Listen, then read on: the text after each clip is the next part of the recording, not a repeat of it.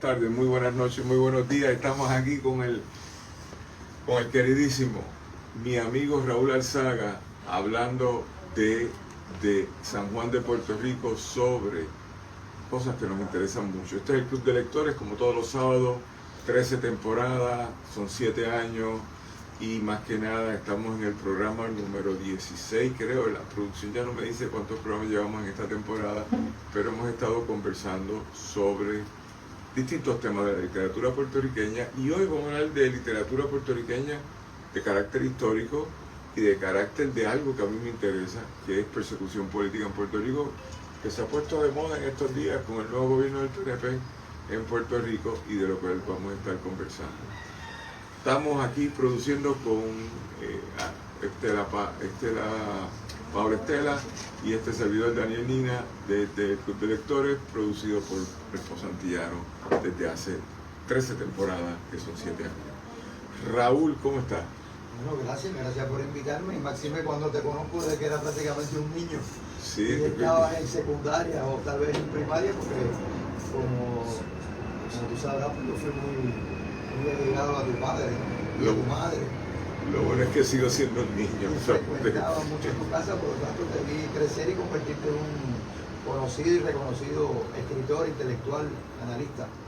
Estamos aquí hoy con Raúl Alzaga Manresa, quien tiene una historia muy bonita, como mi padre cubano, como mi padre creador o hacedor de las luchas justas y sobre todo en su apoyo incondicional o condicional, pero tampoco todo es incondicional, pero condicional también a la Revolución Cubana desde su momento inicial en distintas formas, pero luego de eso entró algo muy interesante que fue a partir del Grupo de los 77, que es el primer encuentro cuando la comunidad cubana en el exterior, residente fundamentalmente en Puerto Rico, aunque había otros residentes en la otra diáspora que era la de Estados Unidos, empezaron a hacer unos diálogos hacia Cuba para buscar una reunificación en el formato que fuera de esa nación que a partir del 59 se ha dividido hasta el sol de hoy.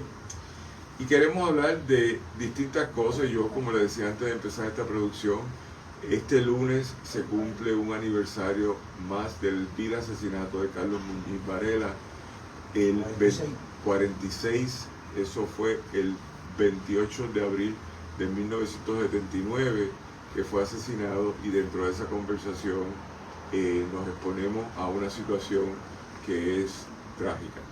Dentro de eso, quisiéramos hablar de eso y de otras muchas cosas, pero sí podemos siempre empezar con las preguntas de rigor de cómo tú estás, Raúl. Bueno, pues estoy bastante bien, a pesar de mi recién cumplido 72 años de edad, cosa que mucha gente no cree que lo tengo, sino que gracias a mi madre y los genes de mi madre que me hacen conservar mucho más joven de lo que la edad refleja o dice. Yes. Ok, oye, pensaba que tú eras más joven, pero 72 todavía es joven, ¿verdad? Porque no te voy a decir, oye, pensaba que... 76. Ah, 76, yo entendí 72, no 76, pero 76 te ves, como decía mi mamá, a quien tú querías mucho, te ves joven. Y yo tengo que decir, siempre lo voy a decir públicamente, que a la muerte de mi padre, la persona que lo despide fue Raúl Alzaga, y a la muerte de mi madre, la persona que también lo despide fue Raúl Alzaga. Yo espero que cuando nos toque no sea por lo pronto, pero que no me despida, ¿entiendes? Así que no, yo... Y aprovechar, ya que habla de tu madre, que ella es dominicana. Ajá. Y ustedes son puertorriqueños, por lo tanto tu familia recoge el espíritu de lo que es el antillanismo. Claro, eso es verdad. Y sí, todo eso es cierto, pero con una afinidad muy particular a ambas islas, incluyendo esta, que bueno, eso es otro tema para otro día. Pero yo quería que empezáramos hablando de Raúl, el activista político, Raúl, el escritor, que te tienes que hacer miembro del PEN, porque el PEN es la cofradía de escritores más chévere de este país, y sobre todo una persona que es un gran amigo, porque por 46 años ha dicho presente a la memoria de Carlos Muñiz Varela, quien fue asesinado por las hordas de Alejo Maldonado y otros, en aquel momento dado, auspiciado por las facciones del exilio cubano intolerante residente en Puerto Rico, de Julito Lavatud y otros, y yo creo que es importante que la gente te escuche, que yo sé que tú sacas mucho tiempo para hablar en la radio y en otros procesos, y que los que quieran te acompañen a ti y a la familia de Mili Varela este lunes al Cementerio Municipal de San Juan, Frente a la cooperativa San Francisco. donde históricamente, ¿a qué hora es el encuentro? A las 2:30. A las 2:30 se reúnen un rato para recordar a Carlos Mili Varela. Así que vamos a empezar en el inicio. ¿Tú naciste en dónde? En Cuba. Yo nací en un pueblito pequeño de unos 20.000 habitantes, pero muy rico económicamente porque era el puerto de Nuevita, donde se exportaba gran parte del azúcar de Cuba, y eso permitía que la aduana cubana cobrara una gran cantidad de impuestos por exportación, y que a su vez pues tendía a beneficiar a la población que vivía en esa ciudad nuevita, que forma parte de la provincia de Camagüey. O sea que no soy de los habaneros ni de la gente que aquí normalmente en Puerto Rico se le llamaba la gente del tubo, porque todos tuvieron al llegar aquí a Puerto Rico en los 60. Es decir, tú finalmente conocemos a alguien que no es de La Habana, del primer piso ni del octavo piso de La Habana. Este es Camagüey, y Camagüey era Camilo, que era de Camagüey, ¿verdad? Camilo Cienfuegos. No, Camilo creo que es, no sé de dónde es Camilo, si es de Manzanillo o de Villa Clara, no, de Camagüey no es. Bien, ¿y tu familia salió de Cuba en qué año? Bueno, nosotros salimos en el año 60, diciembre 15 de 1960.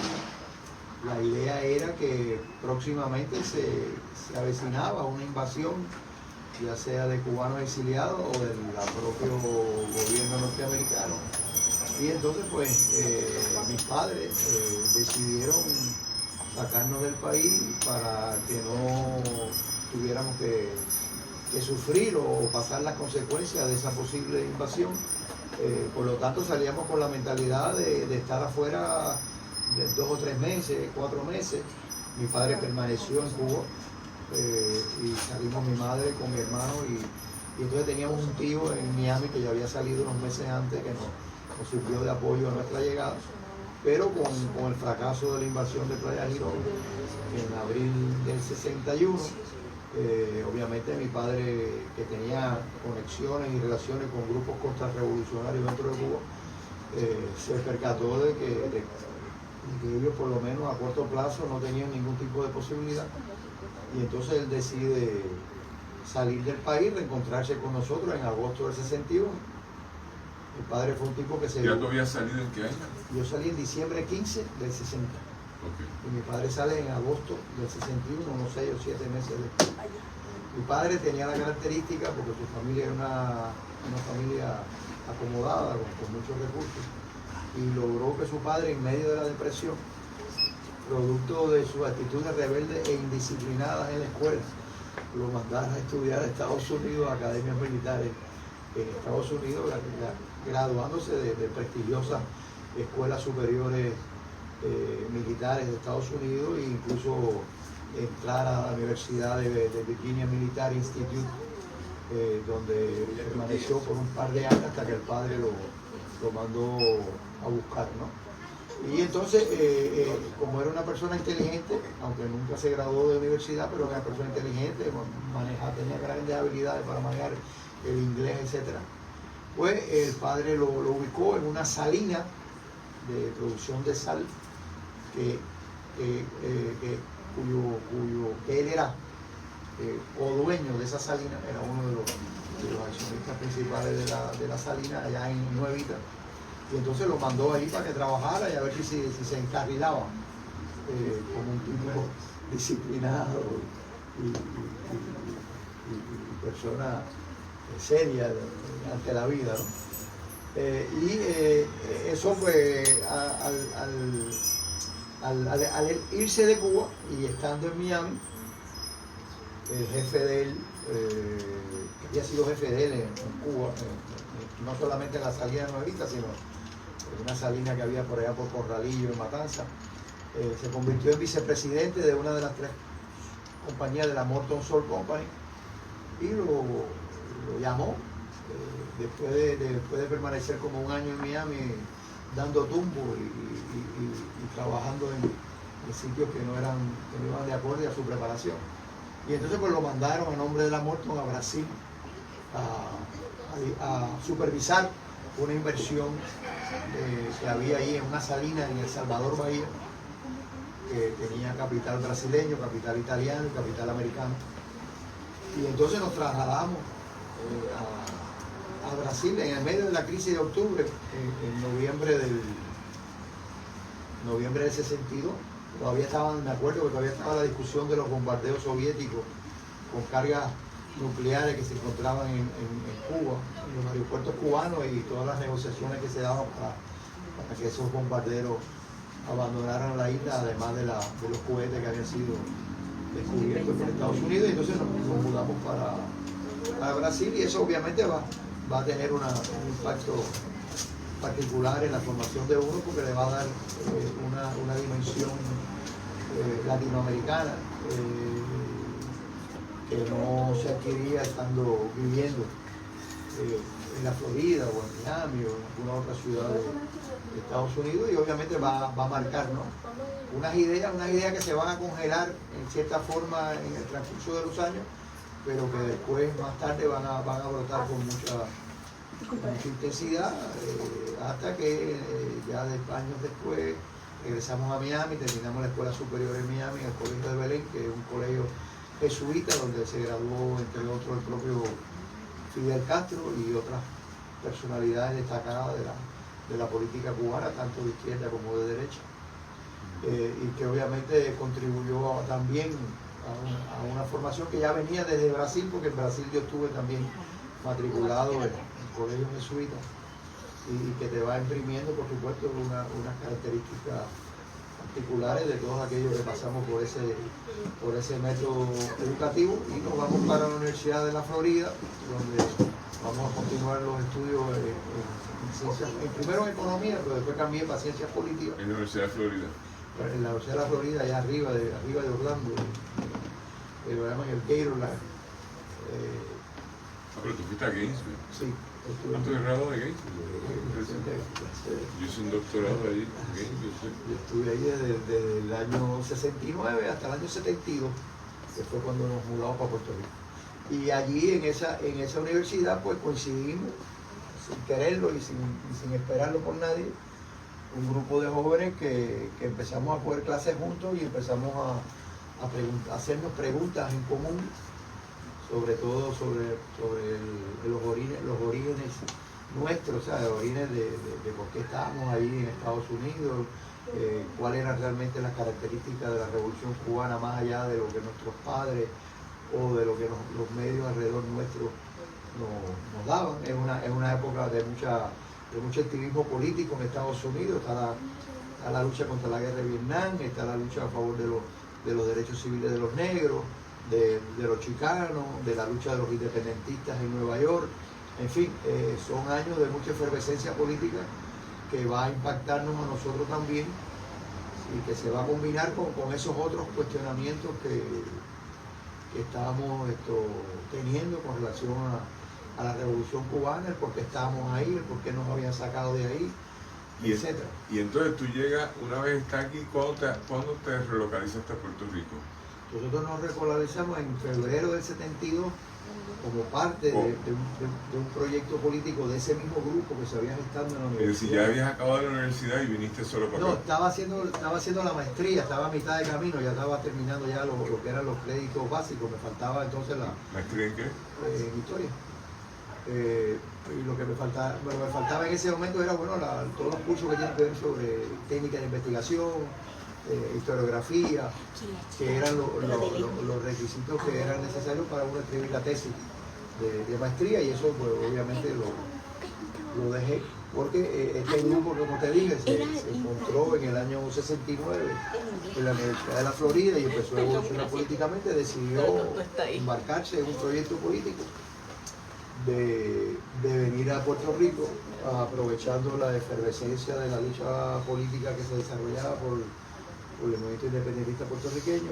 Entendíamos que iba a ser una buena escuela en el desarrollo político, no tanto de la perspectiva académica, sino de la perspectiva práctica de organización política, ¿no?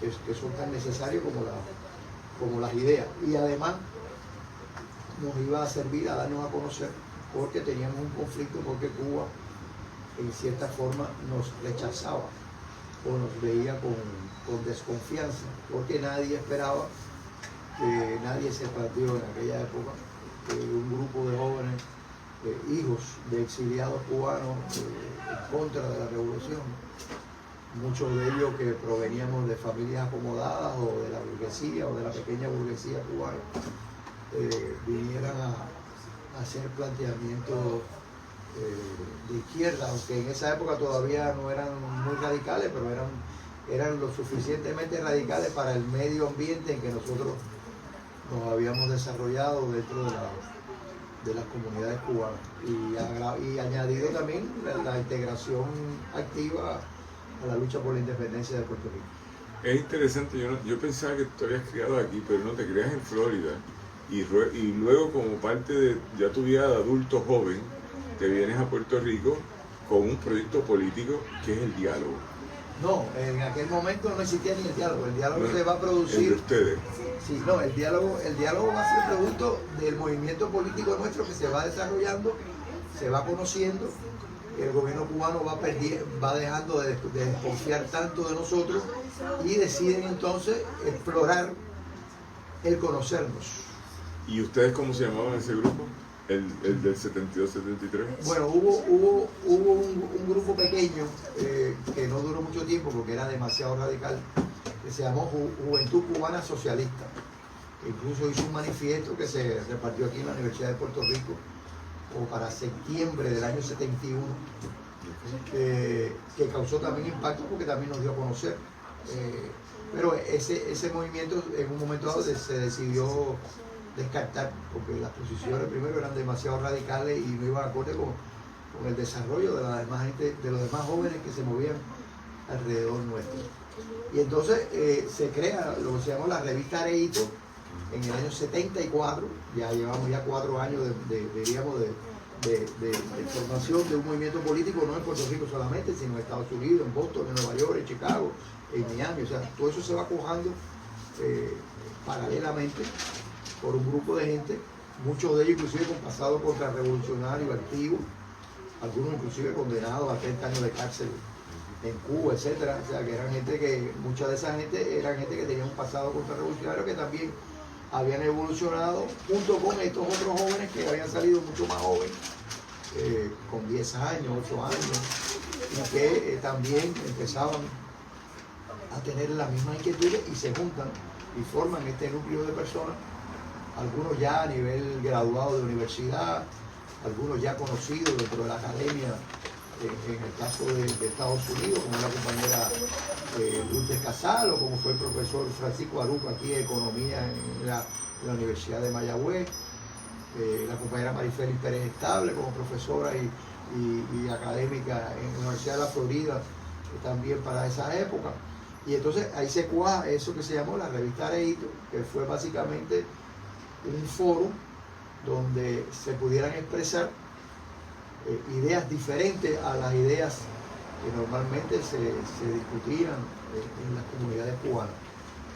Entonces hay una riqueza aquí que es caribeña, hay una riqueza aquí que es del activismo, del accionar social, político, académico, que van confluyendo y creando un momento a partir del 72 en Puerto Rico, donde entonces yo puedo tomar conocimiento, pues yo los conocí a ustedes iban a mi casa a visitarnos, donde los de ustedes que viven en Puerto Rico van creando como un movimentito, claro. Que eras tú, que era Carlos. No, éramos unos cuantos, éramos como 10 o 15, llegamos a ser como unos 10 o 15 en Puerto Rico, además que muchos de esos militaban también ya en organizaciones políticas, como la HIU, que fue donde empezó Carlos a militar, la Juventud Independentista Universitaria, o el Partido Socialista Puertorriqueño en el caso mío, o la FUPI en otros casos. O sea que había un grupo de jóvenes que se radicalizan estando en Puerto Rico, viviendo en Puerto Rico con la lucha en las universidades,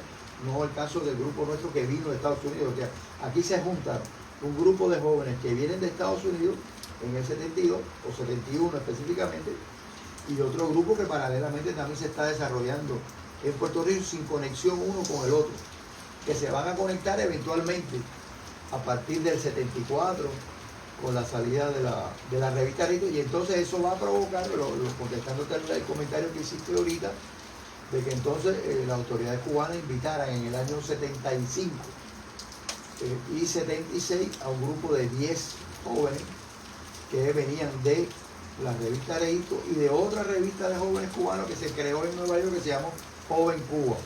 ¿Y eso fue en qué año que el gobierno cubano los invita?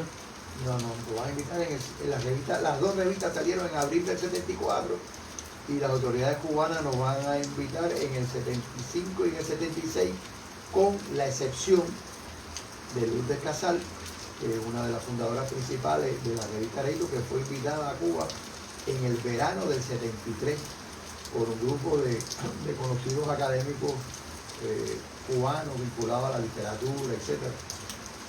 Y esa visita de Lourdes en el 73, en agosto del 73, es realmente la primera situación que va a empezar a abrir un poquito la puerta y el interés de conocer el fenómeno nuestro.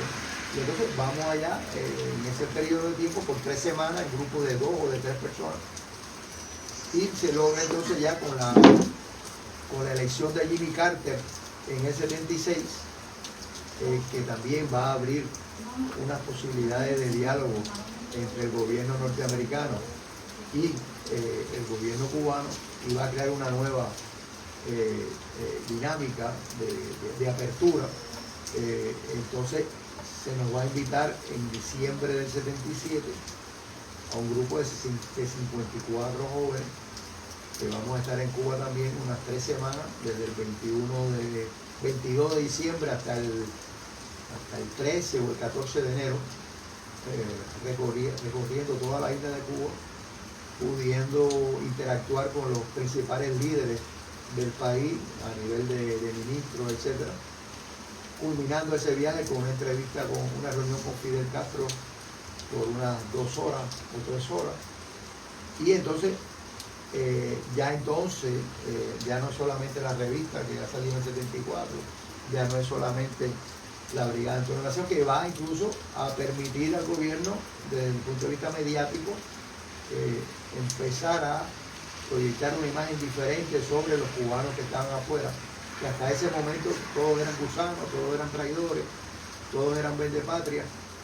Y entonces ahí se da como un inicio de un proceso de cambio en las actitudes del gobierno y por supuesto directamente en la población, que va entonces a provocar un tercer evento, que es el diálogo, que es lo que tú me decías ahorita, que se va a dar en el año 78, en noviembre del 78, donde ya ahí no vamos a participar nosotros solamente, los que éramos más o menos, que habíamos manifestado un compromiso o algún grado de simpatía sobre la revolución, sino que ya ahí se va a abrir el abanico y ellos van a invitar entonces a toda una serie de cubanos que ellos conocían directamente, que no necesariamente pensaban con nosotros, inclusive muchos de ellos con un activismo contrarrevolucionario activo en el pasado e incluso en el presente, que fueron invitados a lo que se llamó el diálogo en el año 70, en noviembre 28 y diciembre del 78, que va a abrir las puertas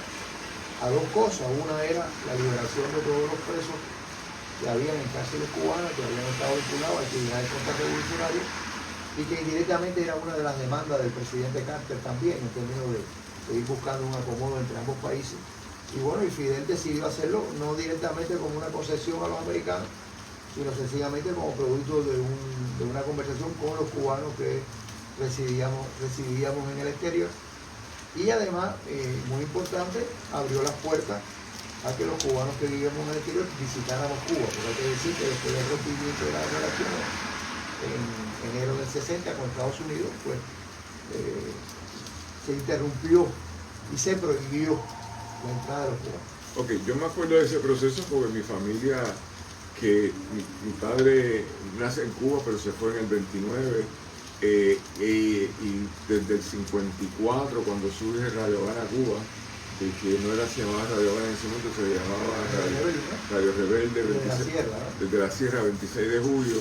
Pues dentro de esa conversación mi padre estaba escuchando en Chicago, en Nueva York, y era ácido de esa programación que no era ni análoga ni digital, era lo que había en ese momento.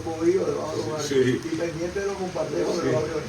Y luego estuvo acompañado de las estaciones de radio cubana hasta que se muere, hasta el final de su vida. Siempre fue un audio escucha fuerte de las programaciones cubanas. Pero entra la vida mía en Cuba cuando en el 72, con la organización del Partido Socialista Puertorriqueño, que se crea una agencia de viajes para promocionar los viajes, y mis hermanas son de los primeros viajes que van a Cuba. Y con la agencia Girasol. Girasol inicialmente, y después Viajes Caribe. Caribe, es la misma cosa, pero se subdividieron. Bueno, Viajes Caribe fue después que el FBI neutraliza a Viajes Antilla para Viajes Antilla, y dentro de esa conversación allí, pues mis hermanas fueron en el 72 solas, con una delegación de puertorriqueños, y yo voy en el 74 con 12 años a Cuba por primera vez, y ahí mi padre eventualmente llega a Cuba por primera vez porque mi padre no había podido ir, y vamos a ver a mi familia, vamos a ver Cuba también. Pero probablemente tu padre estaba dentro de la prohibición de viajar a Cuba porque era cubano, nacido en Cuba, con pasaporte cubano. Pues fíjate que entiendo que no. ¿En qué año fue que viajó tu papá? Mi papá fue como en el 74, 75, yo fui con él. Como por vía de una excepción, igual que la nuestra, en el 76 y en el 76. Y entonces se va creando este diálogo que es muy caribeño, y el cual todos participamos, y donde ustedes estuvieron, el grupo del cual salen de Gainesville, o por lo menos tú sales de Gainesville con otros, y van creando revistas culturales que eran políticas. Yo me acuerdo la revista Areito, que yo creo que hasta escribí en Areito cuando yo estuve en Nueva York. Y dentro de esa conversación se va creando un momento que culmina en el 77 con el primer acercamiento, y luego con el diálogo del 78, que es el grupo de los 77, se llamaban así. Esa parte es la que nos trae entonces a esta... donde muchos de nosotros, incluyendo a Carlos, se convierten en figuras públicas dentro de la comunidad cubana. Porque aunque no parecería significativo hoy, en aquel momento, un grupo de cubanos que quieren hablar, que viven en el exilio, que quieren hablar con la Cuba que vive en la territorialidad geográfica, pues eso sí que era tremenda noticia. En un contexto súper caribeño, porque también entonces aquí hay otra gente que está hablando con Cuba, como Juan Maribra, y que crea el diálogo del 1977 sobre el Comité de Descolonización entre el eje del Partido Popular Democrático, el eje del gobierno de Cuba. No, eso fue en el 77, empezaron esos diálogos. Bueno, sí, pero que se culminó en Naciones Unidas con Hernández Colón que culmina después y que crea todo un espacio de diálogo muy caribeño, preocupado por el bienestar del Caribe. Nadie estaba hablando de colonizar, nadie era preocupado por el bienestar del Caribe. Y ahí es que se insertan los jóvenes llenos de ilusión. Yo ya hablaba de Bertolucci, la película Dreamers. Ellos son como unos soñadores que ejecutaron una idea muy bonita, que es vamos a conversar. Y ahí es que entramos con esta situación donde para ir a conversar en el 77 al 78 parece normal hoy, pero para mucha gente le pareció simpático, pero para mucha gente le pareció muy poco simpático. Y ahí es que empieza el cambio de una tolerancia a las distintas facciones cubanas a favor y en contra, facciones cubanas de exiliados, a favor y en contra de Cuba, del régimen socialista y dirigido por Fidel Castro, a posiciones que se van radicalizando y militarizando algunas de ellas y convirtiéndose completamente en intolerantes. Y esto lo digo porque en algún momento dado yo como escritor he escrito de este tema. Hay un cuento muy libre en mi colección de cuentos, Vamos a Abuelo por tu llamada, que es dedicado, ese cuento, Vamos a Abuelo por tu llamada, a Carlos Muñiz Varela, el día del asesinato, por una historia que su hermana Miriam Muñiz Varela, por quien tengo mucho cariño, un día me contó que ese día habían quedado, él le iba a llamar cuando llegara a casa de su mamá, que murió hace 1 año o 2 años, y la iba a llamar para decirle, ya llegué, vamos, que vamos a celebrar algo, y ella guardó por la llamada que nunca llegó, el día en que fue vilmente asesinado. Pero creo que es importante, antes de entrar a eso, que es lo que se recoge en el libro que vamos a discutir en un rato, que es el elemento histórico del diálogo. Y yo soy de los pocos que creen dialogar, y yo creo en la tolerancia de la libertad de expresión del que me está atacando, pero también de la mía. Tú me atacas, yo también te puedo atacar. Pero si nos atacamos, lo que vivimos es un ejercicio de libertad de expresión y no resolvemos nada. Dialogar es más interesante. Y creo que cuando ustedes plantearon en el 77 al 78 dialogar para buscar una tercera vía de solución a lo que iba desarrollándose y empeoró en la década de los 90 con todas las leyes de humillación a Cuba sobre control socioeconómico, pues ustedes también en la ilusión, también bajo el régimen de Jimmy Carter, que dio alguna amplitud. Y yo creo que a mí me interesaba mucho una historia que tú me dijiste un día, que ustedes eran jóvenes revolucionarios o formativamente ya no eran liberales, se habían metido en la izquierda y creían en Cuba y creían en el diálogo, pero ustedes iban a los sitios de la otra Cuba que eran de derecha. ¿Y a cuál es el restaurante que ustedes iban y se encontraban? De donde se monta el operativo para matarlo, es en el Metropol de Atorrey. Y donde ustedes también iban. Donde nosotros también íbamos, porque lo que pasó es que el diálogo y el permitir que los cubanos viajaran a Cuba fue realmente, creó primero una euforia. Acuérdate que en ese primer año alrededor de 100.000 cubanos viajaron a Cuba de visita. Y por otro lado, eso molestó tremendamente a las organizaciones exiliadas, sobre todo a las clandestinas, que se oponían a todo tipo de diálogo. Incluso aquí ellos lograron que el Senado de Puerto Rico aprobara la resolución en enero 24 o 27 del 79, condenando el diálogo y los viajes a Cuba desde Puerto Rico por aprobación mayoritaria de los senadores que estaban en ese momento en el Senado de Puerto Rico. Y produjeron docenas de atentados terroristas de bomba y el asesinato de por lo menos 3 personas, no solamente a Carlos. Carlos es el primero que asesinan de una trilogía de asesinatos que se dan, uno en New Jersey y otro en Nueva York, uno en noviembre del 79, el mismo año que matan a Carlos, en abril, y otro en septiembre del 80, a un diplomático cubano asignado en Naciones Unidas en Nueva York. O sea que para que los que nos están escuchando sepan que se da una fuerte confrontación para evitar que esos viajes y ese diálogo se desarrollara, cosa que no lograron.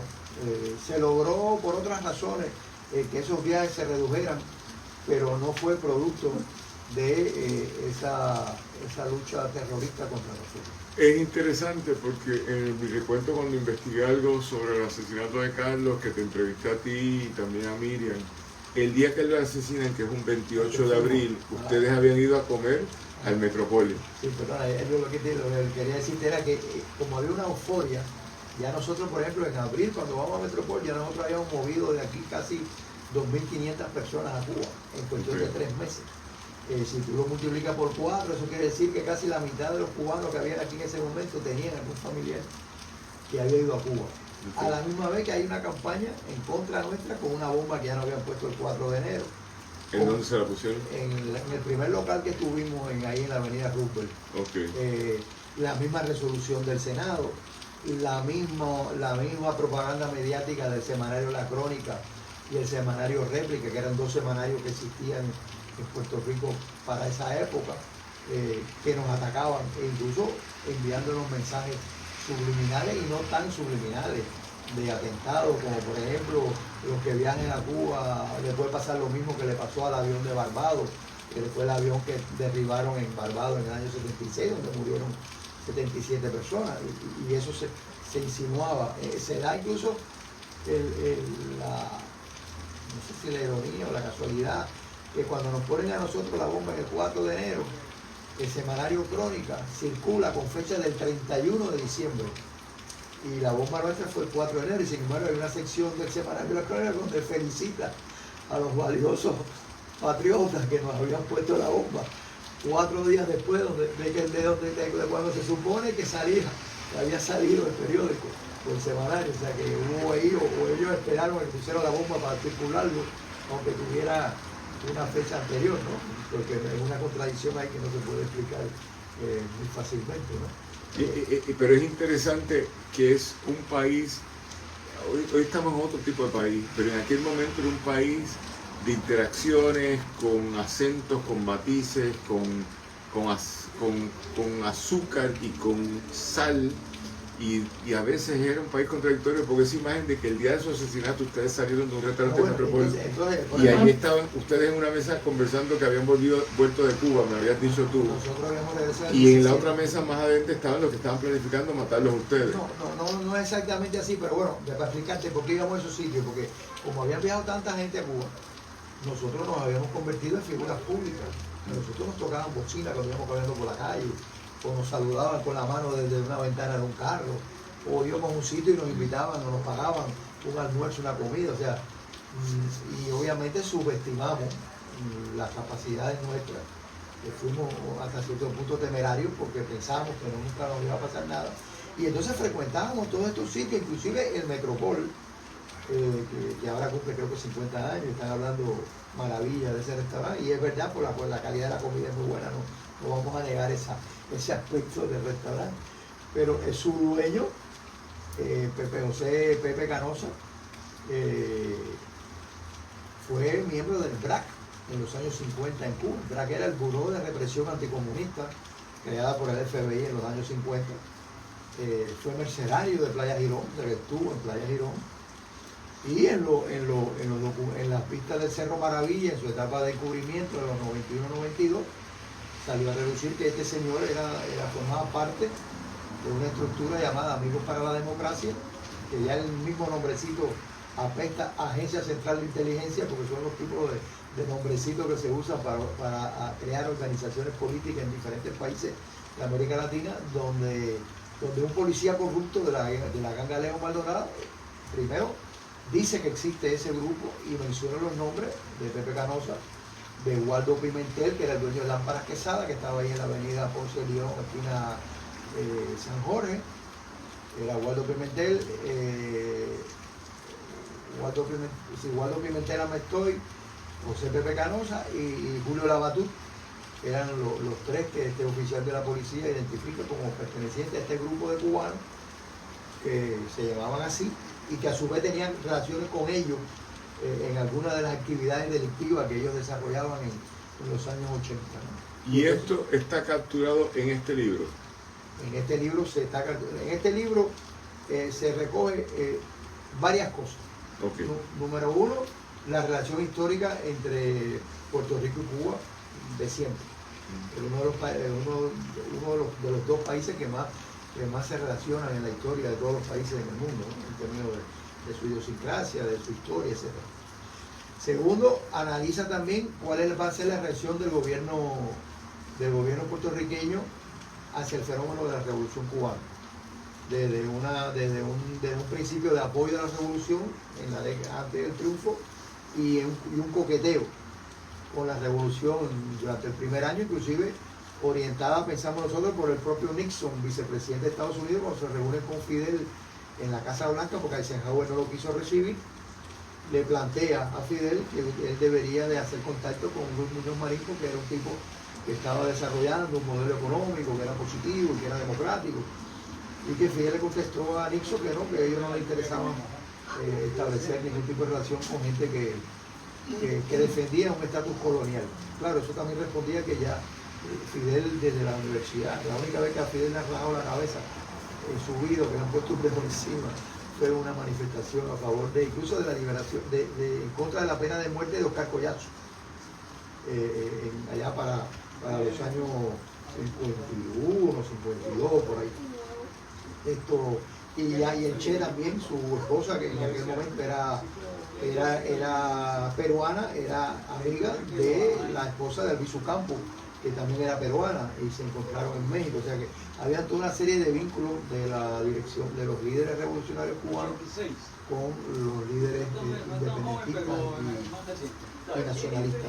Entonces, bueno, hay un capítulo que se brega con eso, con la cuestión de la izquierda democrática, que se llamó la izquierda democrática, y la revolución cubana, y como la revolución cubana realmente se fue por encima de ese concepto de izquierda democrática, que es la palabra que se decía. Después se habla de cómo se va gestando ese proceso que hablamos ahorita, de los diferentes grupos de jóvenes, algunos con carácter de coexistencia, no tan radicales como nosotros y el grupo nuestro, y cómo esos grupos se fueron manifestando en Puerto Rico, cómo los diferentes cubanos que vinieron, inclusive beneficiados y apoyados por el Partido Popular y por Muñoz Marín a Puerto Rico, porque bueno, Puerto Rico se parece mucho a Santiago de Cuba, o Santiago de Cuba se parece mucho a Puerto Rico, y entonces bueno, hay una gran población cubana que se va del país,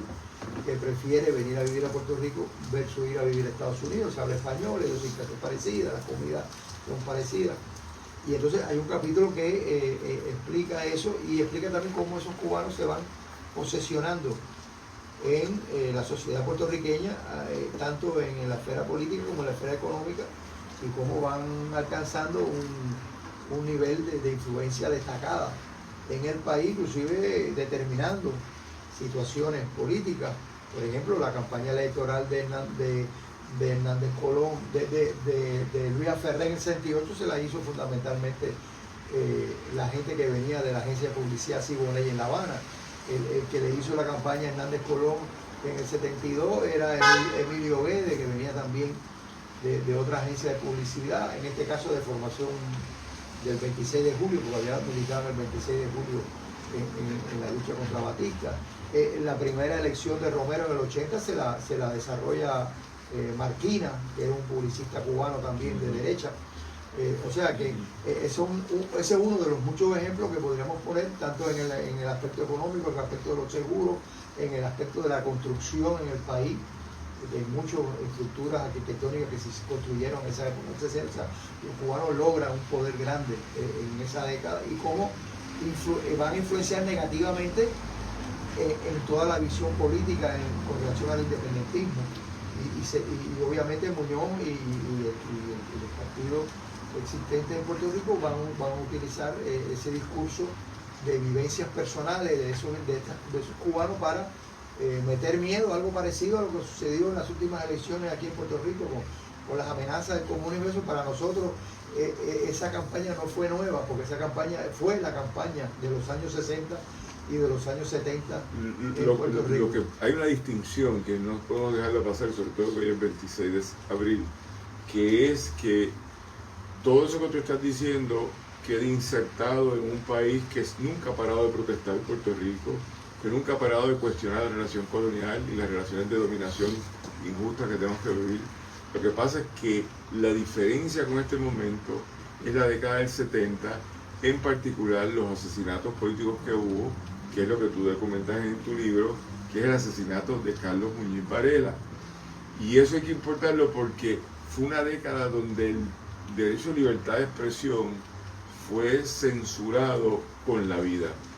Y es la década, en tiempos recientes, de mayor cantidad de asesinatos políticos que han ocurrido en Puerto Rico, que podemos marcar desde la década del 70, que empezamos con el asesinato. Es bien interesante porque se mataron de ambos lados. El de Caballero, el líder tronquista, que lo mata a la ganga de Alejo Maldonado. Que lo mata a la ganga de una policía corrupta, y hay una venganza, que es el asesinato del abogado Alan Randall, que era el abogado de los tronquistas, y lo mataron también. El patronal. El abogado patronal, sí, abogado patronal en contra de los tronquistas, que a la muerte de uno, después lo asesina. La desaparición de Pinto Gandía, que es el que organiza el ataque al Congreso por los nacionalistas en el 50. Que nunca en el 54, ¿no? 54. Que nunca ha aparecido. Está obviamente el asesinato de Santiago Marín Pesquera, el hijo de Maribra, en el año de las elecciones, donde Maribra se postulaba como gobernador en el 76. En el 76, y se lo matan en marzo, obviamente para desestabilizarlo psicológicamente. Que curiosamente el FBI dijo que no tenía documentos de eso. Que no tenía documentos.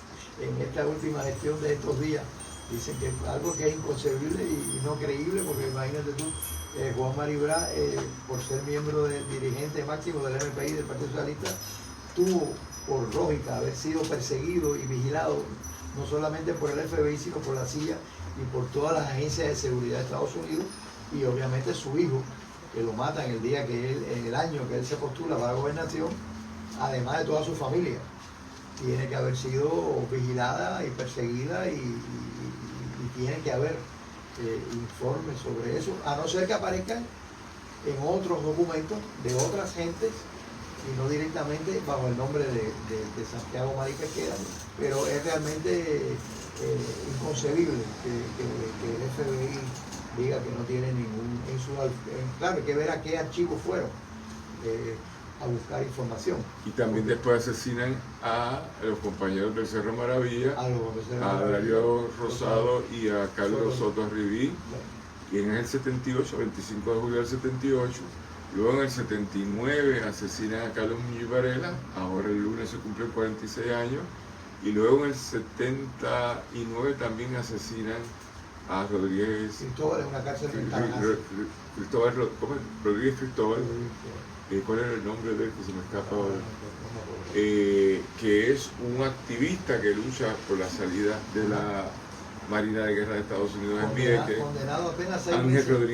Ángel Rodríguez Cristóbal. Ángel Rodríguez. Que aparece ahorcado por autodaño infligido a sí mismo, pero todo lo indica que... Y se alega que se suicidó, pero un tipo que es condenado solamente a 6 meses de cárcel no se puede sentir tan desesperado de salir de una cárcel como para optar por el suicidio como escape a una prisión. O sea que, y todo parece ser que porque tenía un golpe en la frente, que puede ser que haya... Además, eso ha ocurrido en las cárceles, eso ocurre, que matan a gente y entonces lo aparentan como que son suicidios, o sea que no sería la primera vez que ese tipo de situación ocurre. Bueno, y entonces el libro sigue entonces elaborando en capítulos posteriores ya propiamente toda la cosa de la conspiración para matar a Carlos, cómo fueron, quiénes participaron, qué es lo que se ha hecho, por qué se ha avanzado en las diferentes investigaciones, cuál ha sido el encubrimiento tanto de las autoridades federales como de las autoridades locales en este caso, ¿no? Por ejemplo, los primeros 4 años después del asesinato de Carlos no se hizo nada por parte del gobierno, y todos sabemos que cuando hay un crimen, si tú no investigas, las investigaciones de los primeros días, las primeras semanas, los primeros meses son fundamentales para tú esclarecer algo, y ellos lo que hicieron fue que dejar pasar el tiempo. El descubrimiento de los asesinatos del Cerro Maravilla, o sea, del descubrimiento de quiénes fueron los que asesinaron a los muchachos del Cerro Maravilla en el año 83-84 ayudó mucho a destapar y empezar entonces a poder empezar a investigar más firmemente el caso del asesinato de Carlos, sobre todo cuando el teniente coronel Alejo Maldonado cae preso en septiembre del 82 por el secuestro del hijo de un joyero cubano, Francisco Consuegra, que a su vez ya se sabe que le había dado un tumbe a ellos, a la ganga, porque había un grupo de joyeros cubanos que básicamente se encontraban en el área del Viejo San Juan, que eran los que vendían las prendas que la ganga de Alejo Maldonado robaba, porque la ganga de Alejo mató a 3 judíos norteamericanos, neoyorquinos, que eran representantes de compañías de prendas en Estados Unidos, que venían a Puerto Rico a mostrar su valija, y entonces los interceptaban ahí en el aeropuerto, a veces bajo la excusa de que eran policías, se los llevaban, los mataban y les robaban la mercancía. Y por supuesto esa mercancía quien la podía circular eran estos joyeros cubanos, y entonces bueno, en ese proceso pues a veces se daban tumbes entre ellos, o sea, no cumplían con los acuerdos, y entonces en este caso fue producto de que Francisco Consuegra le hizo un tumbe y no le participó a ellos la ganancia de la venta de una prenda o de unas barras de oro que se habían robado en algún sitio. Entonces eso, Labatú, que era el floristero cubano, que hablamos ahorita de Amigos de la Democracia, es el que va a pagar la fianza, en la primera fianza, porque hubo varias fianzas dependiendo de dónde lo acusaban. Primero lo acusan a nivel estatal, pero después pasa a la vía federal. Y la primera fianza que le ponen de 300.000, pues Labatú pone 215. Que es un mero floristero que vende flores, o sea, para que saque $215.000 en dinero y en propiedades, tiene que ser un tipo muy acaudalado. Ya ahora sabemos, producto de documentos que hemos logrado encontrar de la policía, que él fue investigado durante todo el año 74 y el año 75 por tráfico de drogas. que las traían en lo que llamamos nosotros las cajas premiadas de rosa, que venían de Colombia en una época donde no había ningún control en los aeropuertos, donde uno mismo iba hasta el avión prácticamente a despedir al familiar o recibir al familiar. Y entonces, pues, eso nos va a dar una pista, combinado con el descubrimiento del Cerro Maravilla, después con el desmantelamiento de la División de Inteligencia en el año 87. O sea, se van a dar toda una serie de cosas en el país no relacionadas con el asesinato de Carlos, pero que van a traer evidencia. Por ejemplo, cuando los 25 o 30 policías que son arrestados a partir del 82, entre el 83 y el 85, esos mismos policías son los que empiezan a decir que había un ofrecimiento de $25,000 para matar a Carlos por el floristero Julio Labatú. Esa es otra pista importante que se va a dar para ir empezando a ubicar dónde estaban los posibles asesinos, ¿no? Y testimonios así de diferentes policías que se fueron dando en todo el transcurso de esa época, que nos han ido ayudando a ubicar a los actores de este crimen. Estamos aquí en el Club de Lectores con Raúl Alzaga Manresa y discutiendo, conversando su libro La Contrarrevolución Cubana en Puerto Rico y el caso de Carlos Muñiz Varela, asesinado hace 46 años este lunes 28 de abril. Fue asesinado en el 1979, se conmemoran 46 años y como todos los años al mediodía ellos hacen una ofrenda en el municipal de San Juan, en el cementerio municipal de San Juan, donde les rinden homenaje a Carlos. Y este libro, como explicaba Raúl, ha sido editado en 2 ocasiones, esta versión en Puerto Rico, esta versión en Cuba, y viene antecedido por otro libro de Luis Adrián Betancourt que se llama ¿Por qué Carlos? Que este no hemos hablado. No, pero tiene mucho valor porque salvó una serie de informaciones y de testimonios de mucha gente que probablemente se hubieran perdido cuando decidimos envolvernos en el proyecto de este otro libro. Y entonces esa es la gran importancia que tiene este libro. Bien, y nosotros honramos porque nos oponemos a la censura de cualquier persona en su ejercicio de libertad de expresión por vía de la muerte.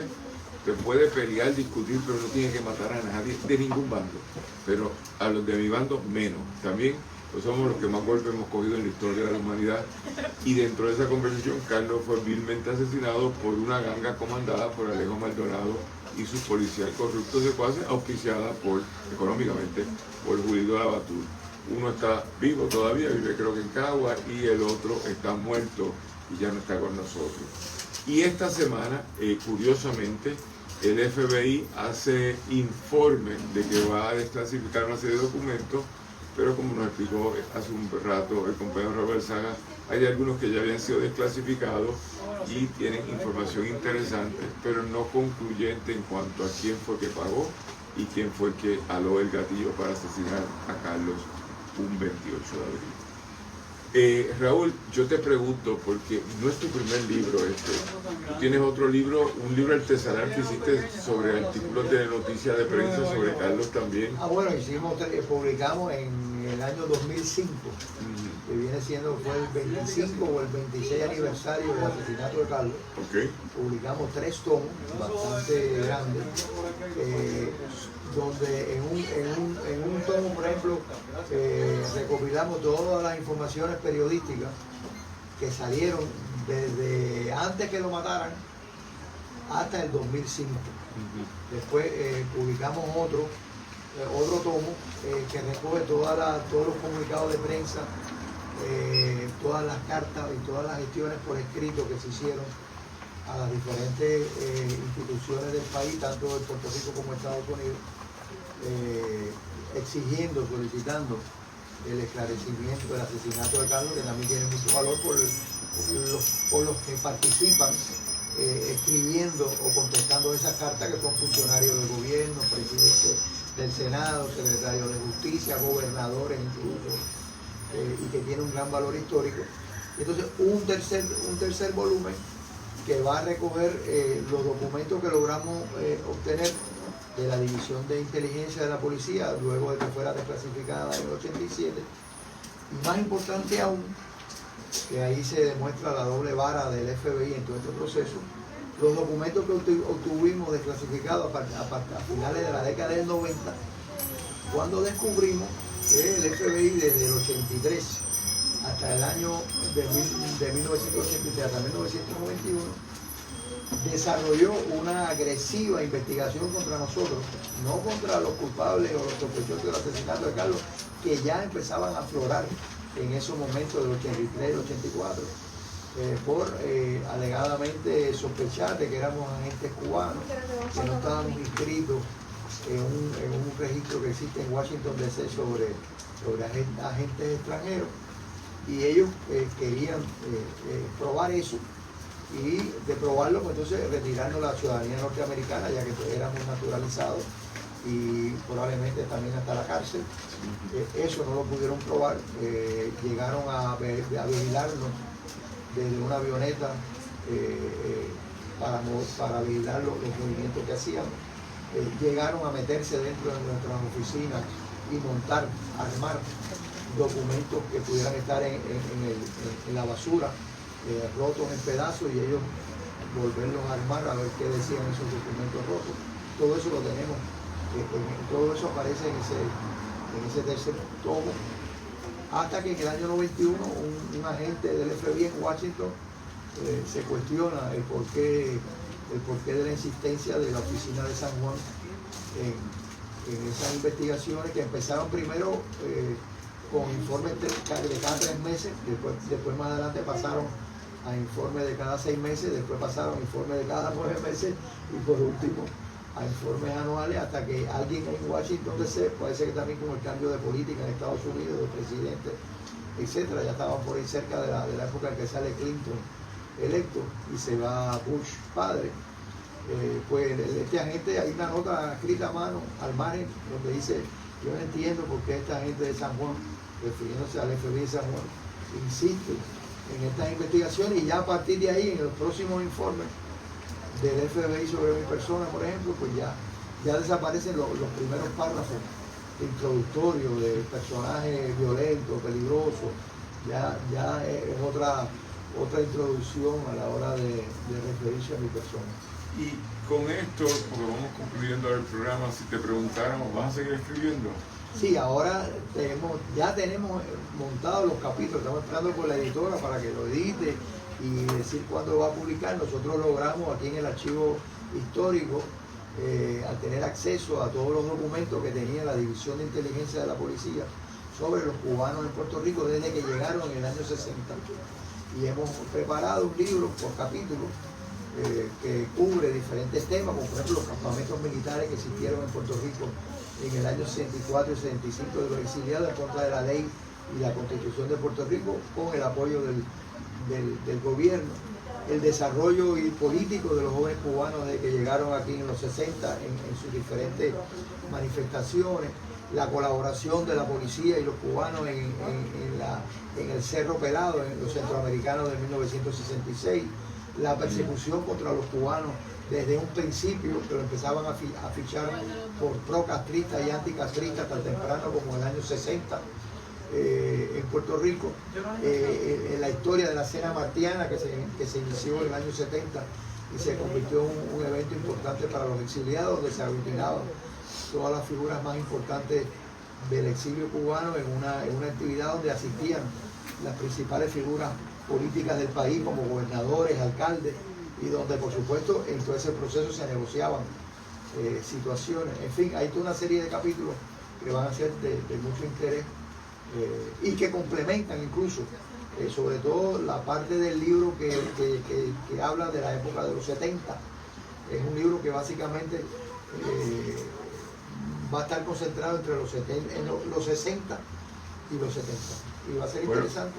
Pues va a ser interesante porque curiosamente, aunque la gente piense que no, en los últimos 12 meses ha habido una reenergía sobre la literatura histórica, sobre el quehacer contestatario en Puerto Rico, desde el libro La protesta armada de Félix Ojeda, los trabajos de Michael González que le anteceden, Y pues mira, yo creo que aquí se escribe cosas interesantes y hay que celebrar a Raúl Alzaga, que nació para ser historiador, pero después se descarriló en otras actividades de naturaleza política. Hacer historia, no escribir historia, sino hacer historia. Para hacer historia. Y que recientemente, o en los últimos ya una década, un poco más, ya 15 años, 20 años desde el 2005 cuando sacaste la primera colección, pero a la luz del asesinato de Carlos Muñiz, se ha dedicado a escribir libros de historia que nos recuerdan qué fue lo que pasó y, como dice tanta gente, prohibido olvidar. A nombre del POS Antillano te damos las gracias por estar aquí con nosotros hoy. Siempre es un placer tenerte y tenerte en la vida de los vivos, pero siempre agradecido por haber despedido a ambos de mis padres. Mi padre y mi madre fuiste tú el que los despide en su sepelio. Y nos hemos mantenido en la afinidad política y social y de las causas justas y de lo que creemos, pero siempre en el respeto a la diversidad y en el respeto a la tolerancia. Ese dato para los historiadores, que el día que fue asesinado Muñiz Varela, ellos habían ido a comer al Metropol y donde de allí los persiguen a Carlos, es un dato bien importante. Hubo una etapa de la diáspora cubana donde la gente se hablaba. Después hubo una radicalización de la derecha que dejaron de hablar y empezaron a asesinar gente, como fue el caso de Carlos Muñiz Varela. Prohibido olvidar. A nombre del POS Antillano, Pasillo del Sur Editores, del equipo de trabajo, en esta ocasión Paola Estela y este servidor Daniel Nina, le damos las gracias a Raúl Alzaga Manresa por estar aquí con nosotros y nos veremos el sábado que viene. Vayan al Festival de Claridad, apoyen a ese periódico hermano o hermana y colaboren con lo que sea la historia del país y sigan escribiendo. Muchas gracias, será hasta entonces.